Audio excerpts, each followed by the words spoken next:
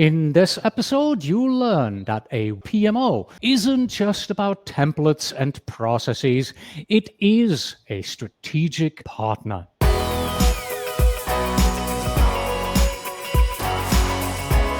Hello and welcome back to the Project Management Podcast at pm-podcast.com.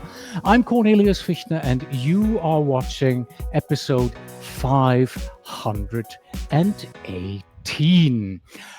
Thank you so much for stopping by.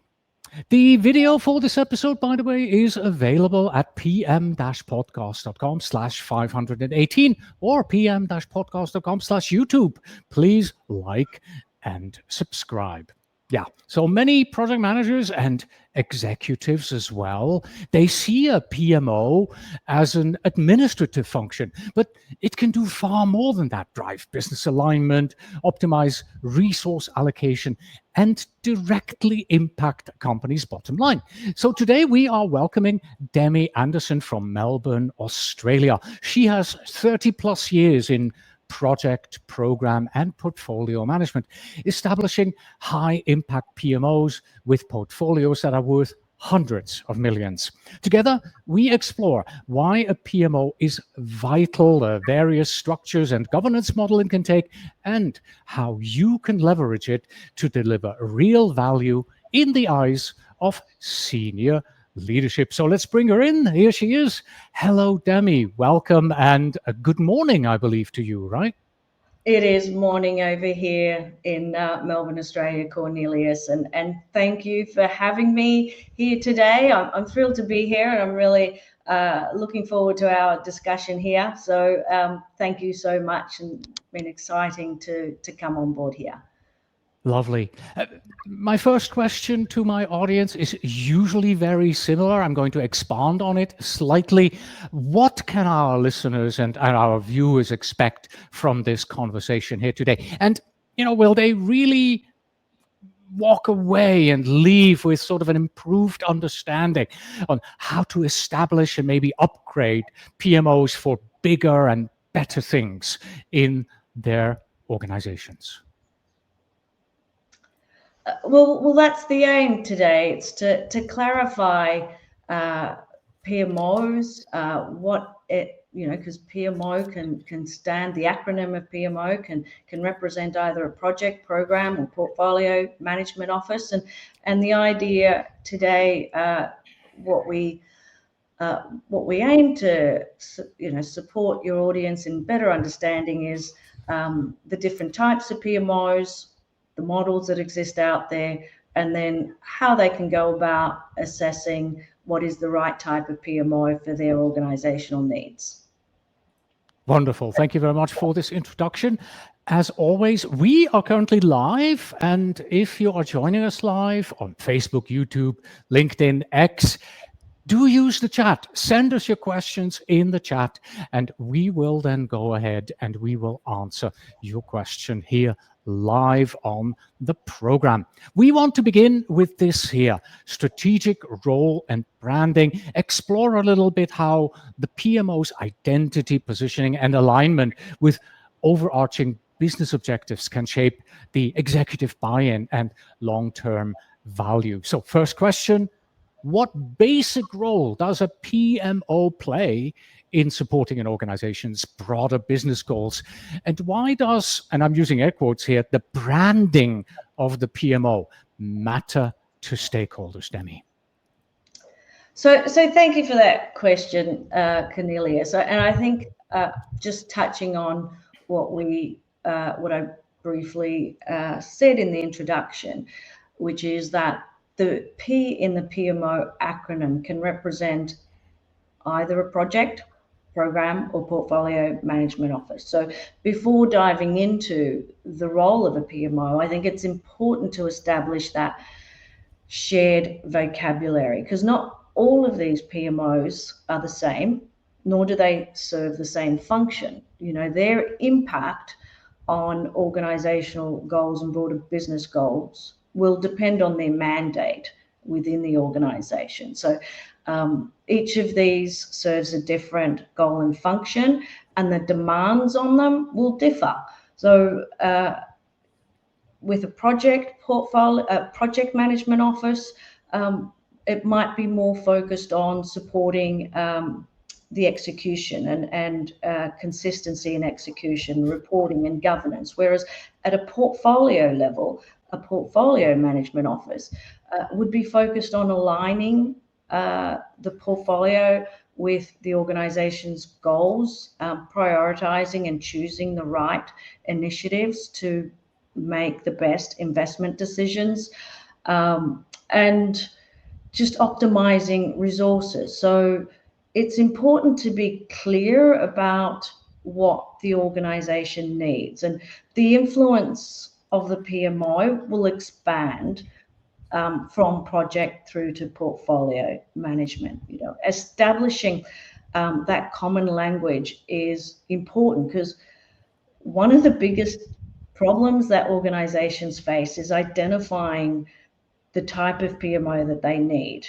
And this is where branding comes into play. This is where branding matters, because in order to support organizations in meeting their business goals, it's important for them to understand their pathway to success. And in order for them to navigate that pathway to success, they need to understand what PMO needs they have, the skills and services that would be required in the PMO for them to be able to meet and deliver those goals. So I'm on a mission to simplify this landscape and make sure that we have a shared vocabulary around PMOs, the different types of PMOs, in order to be able to identify, determine which one is the right PMO for meeting the organization's needs.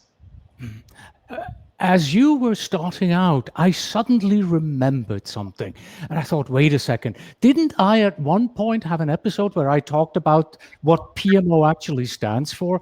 So I went into the archive of the show 510 episodes ago, in episode number 8. Oh, The wow. episode number 8 is called P question mark, M question mark, O question mark. What does PMO stand for? That was almost over 20 years ago when I published that episode. And so we're still talking about what exactly does it stand for. I liked it when we discussed this earlier on. You called them XMOs, right? So no matter what the P stands for, there's something right there, right? So what about the strategic role of all of these PMOs? How does this align with the organizational business objectives usually? Is there some sort of a best practice? Well, and this is where, as I mentioned, each of these PMOs, their impact will depend on their mandate within the organization. And it'll be interesting to go back to your session of 20 years ago to see how it stands up in today. Because, as you say, interesting, we're still having these conversations.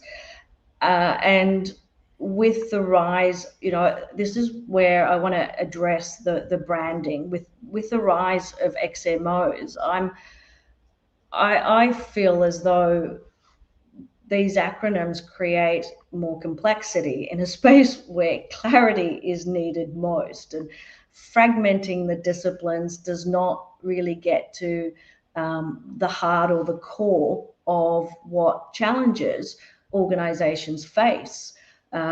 Introducing new terminology doesn't help organizations understand what problem they're aiming to solve from that, and how these XMOs will address those core challenges. I think it creates more of a false distinction rather than focusing on what the organization needs. And it comes down to getting back to some of the fundamentals of, what problem is the PMO intended to address for the organization. And then that will also inform, well, what are the services and disciplines that would be required to address those, and what skills and expertise would be required within the PMO to address those. So to answer your question about what are the, how do you make these PMOs align with strategic goals? Well, each one of these will have different disciplines or different services that align with the organization's goals. So it ought to start at the portfolio level, because the portfolio level or the enterprise level will be more focused on aligning the investment, the organization's investment in change, with the organization's goals, whatever their strategy or value creation objectives are. And that will then feed into any other PMOs that may be in the organization. And different organizations are structured differently. And ultimately, organizations exist to create value. And therefore, the PMO's objective, it exists to support an organization in creating value and enabling that organization to creating value. Everything should be lined up and aligned with that. Mm-hmm. Right. And I think you've taken us from this here strategic role and branding straight into PMO models and governance. So let me go back to what you said, it has to be all done right. How can a senior project manager determine which PMO structure is most effective for maximizing the business value? Today there is life is so fast. We all work in matrixed environments. Everybody has teams around the world. How do we, in this new world, so to speak, determine what the best structure is that our PMO should have? Well, I think that question, because a project manager is focused on project resources. And therefore, if we're talking about setting up a PMO or how a senior PM would, what steps they need to take to position the PMO as sorry, is that right? What steps they would take to position a PMO as a strategic partner? Well, a senior PM remit is around project resources. So this is going to be a project-centric PMO. There are completely different skill sets for an enterprise PMO. It's akin to sort of saying you've got a financial analyst and you would appoint them as a CFO. That doesn't happen. A CFO will have financial analysis expertise, but a financial analyst would not have the competencies of a CFO. They're entirely different skill sets and demands on these PMOs, but the way a project-centric PMO would align with organizational goals, in terms of turning it into a strategic partner rather than administrative function, that comes down to the services that are demanded of it, and the disciplines that would need to put in place. Understanding that business pressures, understanding, developing those business expertise and competence is important, but it's having the right expertise, because that's not going to happen overnight, as I provided with that analogy, and being clear about what's its intended role and purpose. Why is the PMO being established? What are the gaps that need to be addressed, and engaging at the right level. Capability development is one of these underestimated and overlooked disciplines and services. So let me ask you this then. There are probably a million different types of PMO models and the way that you can set it up. You have set up many of those. What is the model, the PMO model that you have personally found that seems to have worked best for you, your clients in the organizations that you have set this up? Anything that you have found sort of, oh, this is a golden nugget here that I can share? Well, an organization needs to be taking a holistic view. One of the biggest challenges organizations have is that their structure, they're typically structured in what let's call vertical value streams, where you've got your expertise. So you've got your finance department, your IT department, your operations, and various departments will have their change initiatives or their improvements. Now, there isn't anyone that sits across it. Now, there's arguments that the IT department services, or the business as a whole, and quite a few PMOs are found to sit under the IT department. But that then places the focus and emphasis on the technology as an enabler, instead of actually placing the focus and emphasis on the organization's value creation. And that, what I mean by that is, it's providing a service, it's providing products and services to a client base.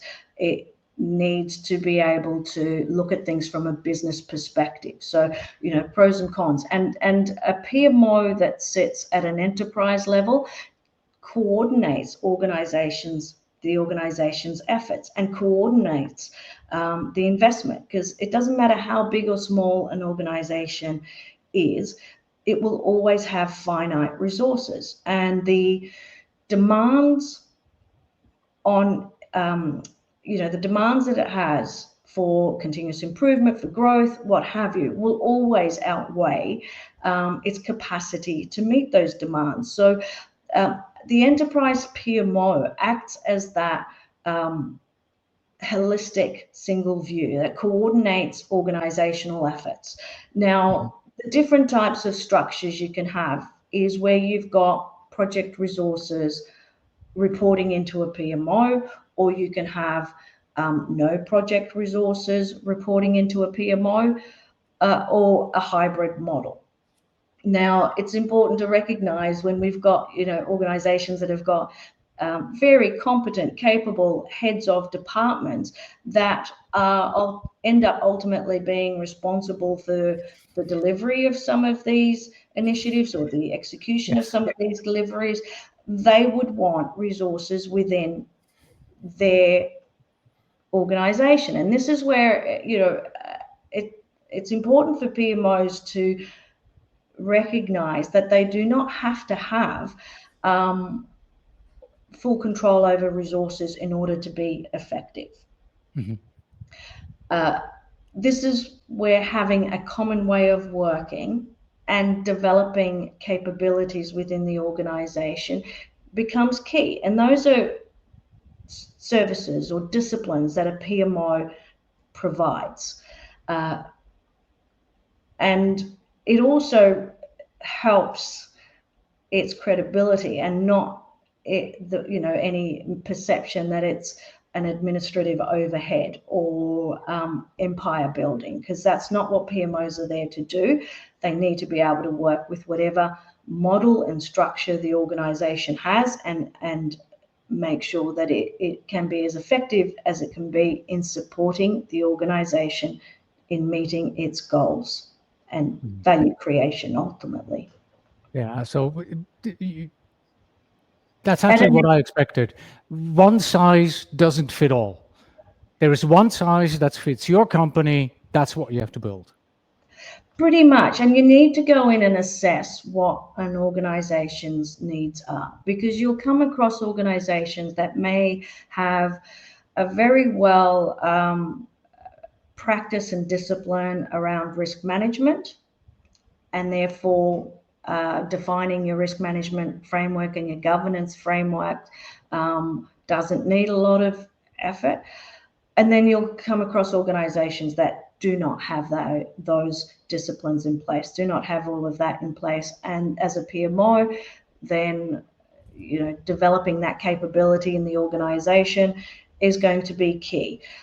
Similarly, as a PMO, you might go into an organization that has many seasoned project managers or project resources, in which case the demands on the PMO are not going to be as great as, for instance, in an organization where the PMs are still inexperienced, either junior or not certified, or any of those typical examples, in which case the demands on the PMO are going to be much greater, because there will need to be a lot of coaching, mentoring, developing those capabilities. And it's not uncommon.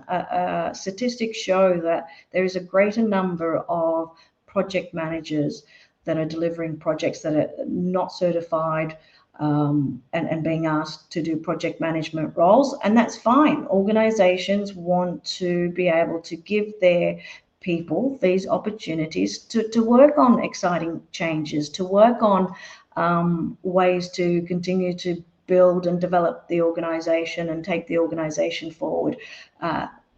Developing those, the organization's execution muscle and performance muscle will only improve the organization's trajectory for growth. And All right. Thank you very much. And we have quite a sizable number of guests here on the live show right now. So no questions have come in so far. Shout out again to everybody. If there's anything you'd like to know, use the chat. Let us know. We're moving on to expanded functions and influence. And Demi, you've kind of also already alluded to this, that there may be resources directly reporting into PMOs. It couldn't have other functions. So beyond basic oversight, what are some of the functions, some other functions that PMOs can have to become more strategic, to influence the key decisions and priorities within an organization? And when is it time for an organization to start thinking about giving the PMO those kind of responsibilities as well?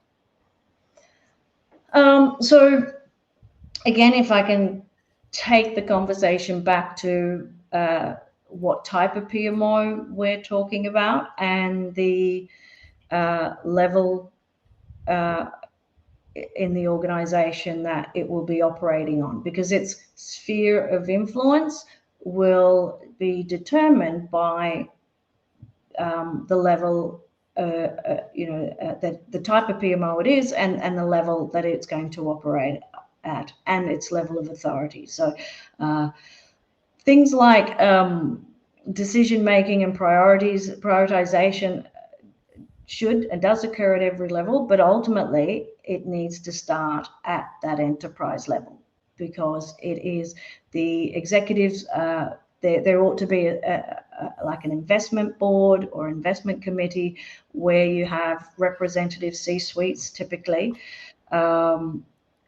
representing the various departments and stakeholders, and they determine the organization's strategic direction. They determine the priorities of the investment, because as I said, every organization will have a finite number of resources, and it's about how do you make best use of those finite resources and the demands for the organization. So prioritization really ought to kick off at that enterprise level, because you need your leaders setting the direction for the organization, and then prioritization also occurs in subsequent areas of the organization, and whether that is at a project level, program level, hub level, prioritization still occurs, but that's how you align with strategic objectives, because it all should be tying back to the priorities that the leaders of the organization have set. Now, I touched on capability development. That is often an overlooked and underestimated service and requirement.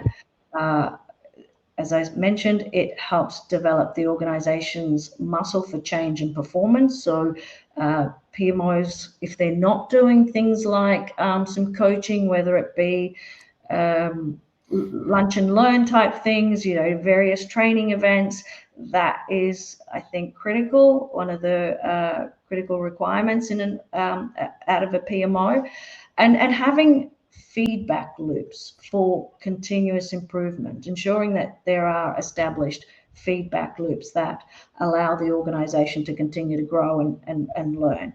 Now, governance frameworks, this is where it becomes sticky, and this is where there is this stigma around PMOs being perceived overly sometimes like the process police, and it's important for PMOs to ensure that they are not perceived as the process police. Governance really needs to flow from organizational level governance, and the level of governance required for execution should be lean or just enough. Now, you certainly don't want it to be too onerous and controlling, because it'll stifle innovation, it'll stifle productivity. However, the organization does need to be clear about the roles, responsibilities, accountability, and decision-making authority. So these need to be clearly defined, because this is what optimizes the organization's productivity. If everyone is clear about what's expected of them, what they're, what accountability they have, what decision-making authority they have, then everybody can get on with it, and you can resolve conflicts or challenges fairly quickly.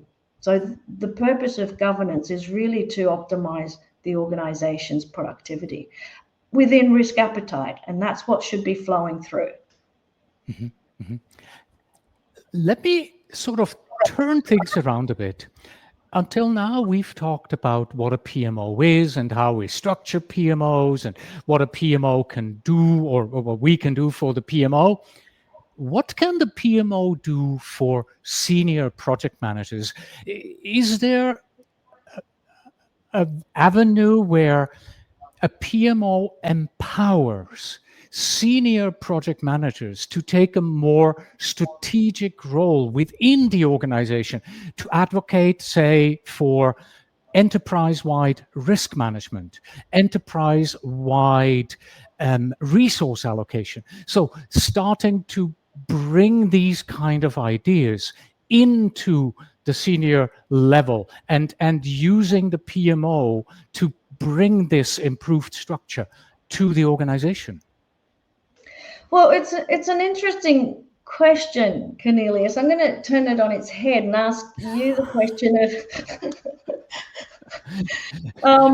because when you say for PMs to bring this enterprise-wide risk management, and the obvious way of exposing to senior leadership that enterprise-wide risk management is necessary is by the mere fact that if you've got a dozen different PMs, they are going to have a dozen different ways in how they report on risks and issues, like their RAG status, and one person's green status should never be another person's red status, and the way risk is communicated would be inconsistent if there isn't this enterprise-wide risk management. This is where an enterprise-wide PMO is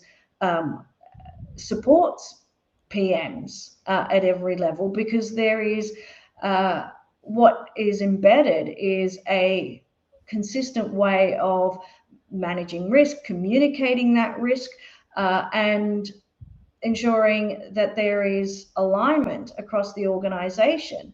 And the enterprise PMO, Portfolio Management Office, would typically work with the CRO to define what are those thresholds and tolerances, and therefore, decision-making authorities at, throughout the organization. So, and where it helps senior PMs or any PM is to support them in not having to reinvent the wheel each and every time, and not having this inconsistent way of communicating both progress and execution of initiatives.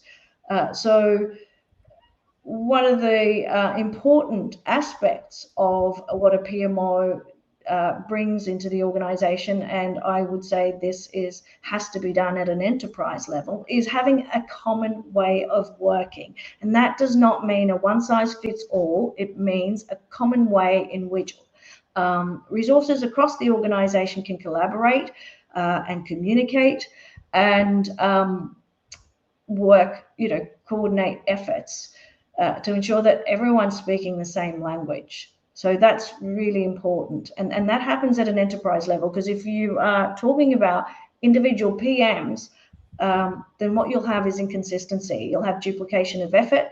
You'll have different PMs implementing different ways of working. And that consumes and wastes an enormous amount of time, not just of their time and project resource time, but executives' time who are already time poor, because they have to get their heads around what each and every one of the PMs are talking about, and they will be talking about different things. All right, thank you very much. Let's move on to this here, evolution and misconception. Changing landscape in PMOs. Well, looking back to episode 8 of this show, right? We know that it's been going on for a long time. How have PMOs changed over the years? What are some of the biggest misconceptions that are still around, Demi? Now, I'm going to promote an upcoming book that I was fortunate enough to be a co-author. It's called The Evolution of the PMO, and that is actually being released this month, within the next week or so. And it does a great, journey through how PMOs evolved when they started, and how we got to where they are now. There is little doubt that in the current dynamic landscape, PMOs, like any organization, will be disrupted, are being disrupted. Organizations need to focus more on being adaptable so that they're not left behind, and therefore PMOs need to ensure that some of the disciplines and practices that are being introduced into the organization support the organization in being able to pivot when it requires it. So being more focused on value creation, because it's an important distinction, is that it's not about completing projects, it's about delivering value. And that means that organizations need to be able and prepared to kill projects if they're no longer going to be delivering on any of the benefits that were originally assumed to be able to be realized. So in the current landscape, being adaptable and flexible is going to be key. And I will promote the book, The Evolution of the PMO, which is out soon. There's a great. All right, I hear another interview coming on here, Demi, where we talk about the evolution of the PMO with your co-authors. I can see that. I can definitely see that coming. I've already brought up the next slide here. This is a final question, really, before we move on to the takeaways. What are some of the key performance indicators that you recommend that most PMOs should have and track in order to demonstrate the impact that the PMO has on the strategic goals and innovation within an organization?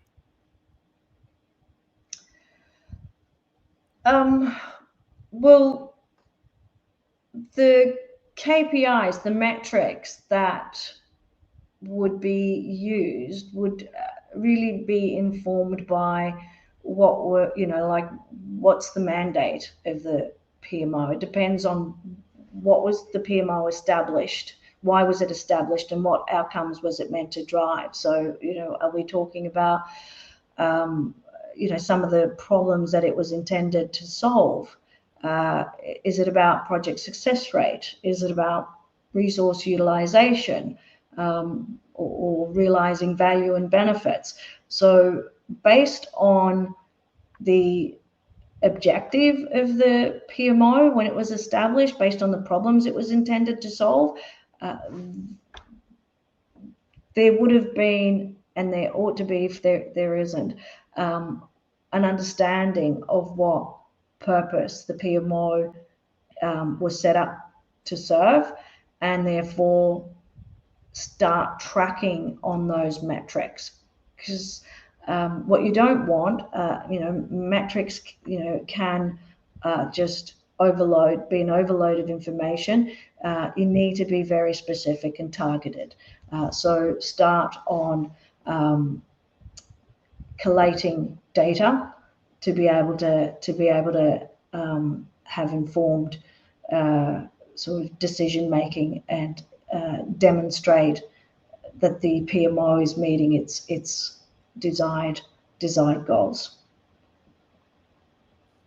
I think the one thing that is becoming quite clear is two things. First of all, I should probably have decided that let's talk about an ePMO throughout this whole thing, so we have a clear focus on just one type of PMO. But what this has also shown us is you really have to know what your PMO is doing. A PMO is not a PMO, is not a PMO, or not like a PMO, because every PMO does something different. The skill set that your people need are going to be different from one setup to another. The KPIs that you need are going to be different from one setup to another. You really need to start when you begin with a PMO by defining, what are we actually trying to do? Where are we going with this in order to actually get there and do it right on the way there? Is that kind of a good summary? That nailed it on the head. Absolutely. Absolutely, Cornelius. And I hope that's the message that I've been relaying here. And it comes down to one of these common misconceptions about a PMO, that it's a one size fits all. That we've got, let's say, a project level PMO, and now we want to make it strategic or enterprise level, or that's not going to happen. This is why perhaps there is this perception of high failure rates in PMOs. And I need to clarify a point about that. Project-centric PMOs are not permanent structures. They are intended to be temporary. They will have a lifespan, just like a project or a program of work. It'll have a lifespan. It doesn't go on ad nauseum. Someone's going to run out of money or resources. And a project program level PMO is the same. So it is a misconception to think that how do we create a sustainable PMO? That happens at an enterprise level, not and it may happen at a hub domain level, which operates at a division level, typically in departments like IT, if they have a hub or what's called a hub or domain PMO, which operates at that department division level. IT is always going to have change initiatives, and therefore there may be a argument, a business case for having a permanent PMO. And when I talk about permanent, that doesn't necessarily mean it has to be in-house. It could be in-house. It could be as a service being provided by a service provider, or it could be a hybrid of any of that combination. And I would be advancing that if you do have a PMO, for instance, a hub or domain PMO operating under the CIO or the IT department, you would need an enterprise PMO that ensures coordination across the organization and ensures alignment and focus on the organization's business and customer centric. Like, however it is the organization is generating its cash, its income, its revenues. All right. I think you've already started to give us sort of a summary and the takeaways, but do you have anything more for our audience here? What is it that they can really take away from this conversation here today? Something that's, you know, on your heart that you want them to know and implement? Well, I guess one of the messages that I think I've been reiterating throughout this is that not all PMOs are the same. Kind of be clear and understand there are different types of PMOs, that the P and the PMO acronym can represent both a project, program, or portfolio management officers. They operate at different levels in the organization, therefore they have different demands on them, and they have different skill sets, competencies, and capabilities or expertise. So it's important to be clear about what problem you're trying to solve and what are the services and functions that are needed from the PMO to provide, and that then will also inform or identify what skills or competencies are needed. And I'm on a mission to establish that shared vocabulary because I think organizations, PMOs are there, whether it's operating at a project level, program, or enterprise level, portfolio level. PMOs exist to support an organization in meeting its objectives, in creating value, ultimately in creating value. Organizations exist for various reasons, but at its core, it's about creating value. And a PMO is an enabler of that value.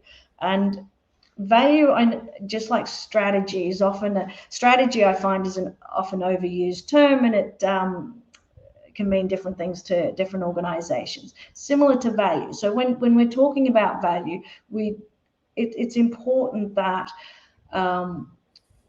there's an understanding of the organization's value drivers and making sure that that is clearly defined. What drives an organization? What are its value drivers? What are its objectives?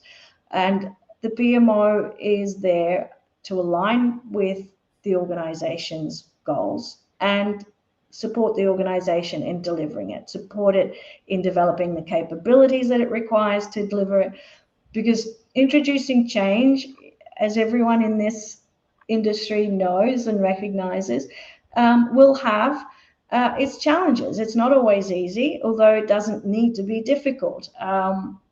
And recognizing that at the end of the day, we're dealing with people, and it is developing those capabilities within the organization for the organization to perform at its best.